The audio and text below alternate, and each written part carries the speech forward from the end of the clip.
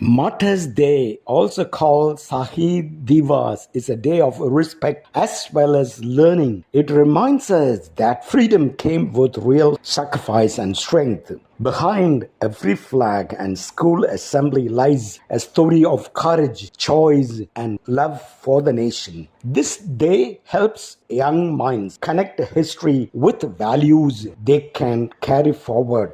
தியாகிகள் தினம் ஷாஹித் திவாஸ் என்றும் அழைக்கப்படுகிறது. இது மரியாதை மற்றும் கற்றலுக்கான நாள். சுதந்திரம் உண்மையான தியாகம் மற்றும் வலிமையுடன் வந்தது என்பதை இது நமக்கு நினைவூட்டுகிறது. What is Martyrs' Day and when is it observed? In India, Martyrs' Day is observed on more than one date. The most important ones are January 30th and March 23. January 30th remembers Mahatma Gandhi, who was assassinated in 1948. March 23 honors Bhagat Singh, Rajguru and Sukhdev, who were executed in 1931. Each date tells a different story, but both speak of bravery and belief.